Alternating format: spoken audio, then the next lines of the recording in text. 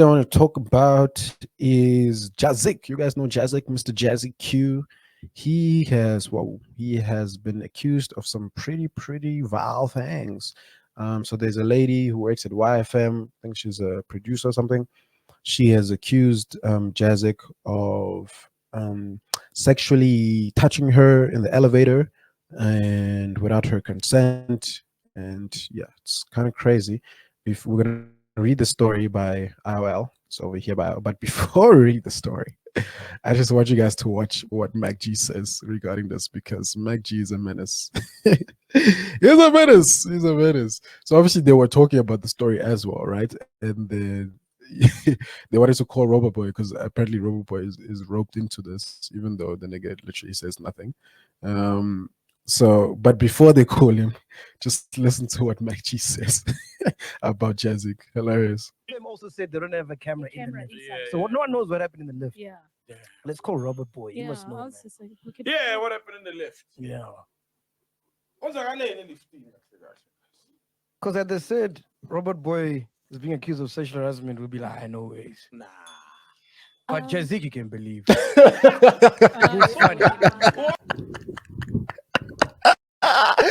My guy, man. How would you believe that? Oh, he was Why is funny. it believable? He was funny, that guy. Wait, why is it believable? Didn't you watch his live with Mpura? Yes, Like during lockdown? man. I didn't. Oh, there was some cringe lives that he did, man. Where he like, hey, this is how you move, dog.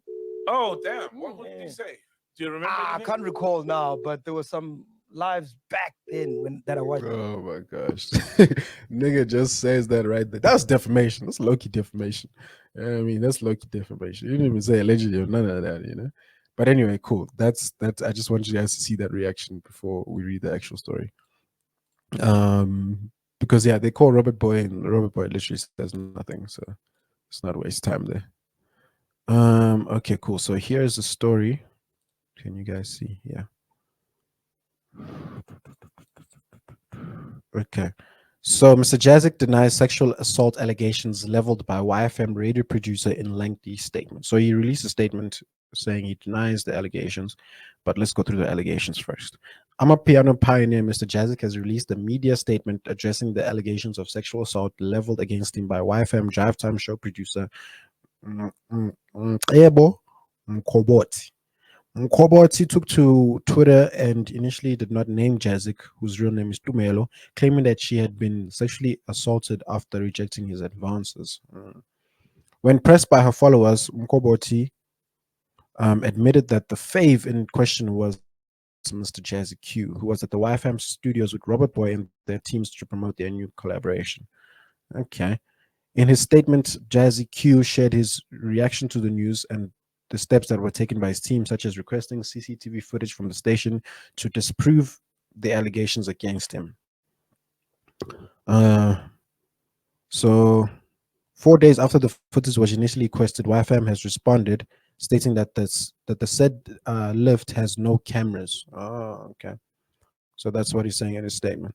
The radio station, in their response to JazziQ's legal team, distanced itself from Mkoboti's allegations, stating that she is a freelancer and that the station does not support any of the claims she made on social media. Whoa, damn, they left her out to dry. You're like, she doesn't even work here. We just pay her on the side and she goes. We don't know anything. Damn. All right.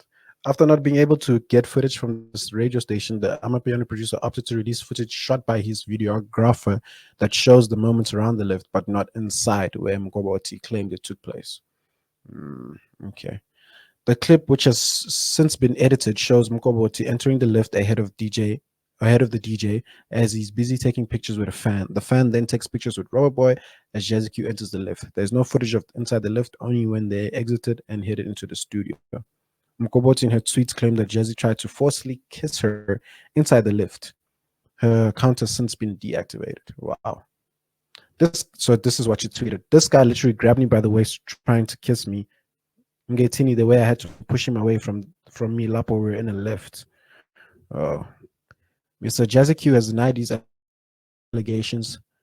3 points are important to note. Firstly, at no point was Mr. JazziQ alone with Ms. Kombot in the lift. They were in the presence of at least 5 other people. Okay.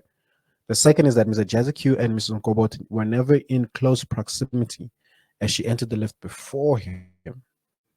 Okay. Okay. Uh-huh. Him being the last to enter means that he was also closest to the elevator doors with no less than five other people between them. Okay, I get you. I get you. Finally, the lift was traveling just one floor up, a distance that took a few seconds at best. Okay, so this is pretty much a statement, which is obviously just what we read. Um, for Mr. Nkoboti's allegations to be true, Mr. JazziQ would have needed to be entered the lift, waited through five other people, positioned himself next to her, attempted an assault on her in full view of the other people in the lift, and then out of the lift in barely 10 seconds that it took the lift to get to just one to get just one floor up. This is both improbable and illogical, especially as it would require that all persons in the lift, including women, would be complicit in what can only be described as atrocious actions. In his statement, Mr. JazziQ asked that his fans refrain from attacking Mkoboti online anyway. He also asked her to consider the implications of a damaging lie that she has spread. The Amapiano producer has not taken legal actions against Mkoboti, who has not laid a criminal case against him, but said he will have no option but to pursue legal routes to clear his name so that this cloud of suspension can be lifted from him. All right, that's interesting.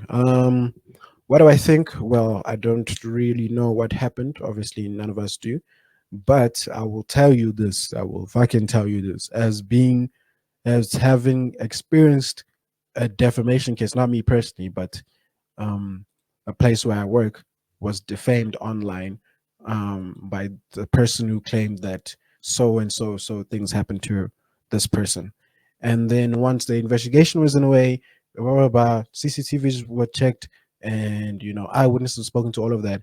It literally came out to 100% that this person was just telling absolute false tales.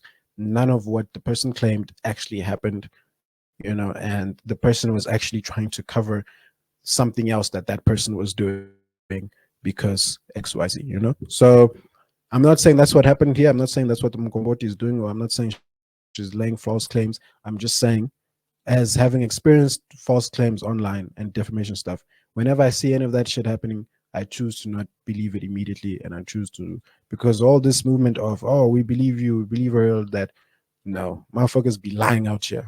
Like, really, people, they be lying, telling tales, telling stories out of fabrication, because really, I don't know what they get from it, whether it's the social media attention or it's the fake activism or the fake wokeism, but niggas really be going on the internet and telling tales, So I don't believe everything I read on the internet immediately. If she can provide some sort of evidence that says, that disproves what he's saying, because his argument's pretty solid, if what he's saying is accurate, if what his statement is saying is accurate, it's pretty solid. Five other people in the elevator went up one floor. You know what I mean? Like, elevators don't take time, bro. Elevator, you go up, that's it.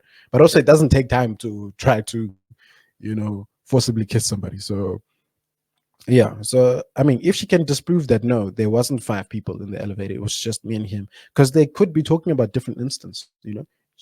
He could be referring to a different instance, she could be referring to a different instance, because mind you, she works there, they were there to promote, so they could have been in the elevator more than one time. So he could be referring to a one time that they were in the elevator with all these other people, and then she could be referring to a different time that they were in the elevator with just the two of them.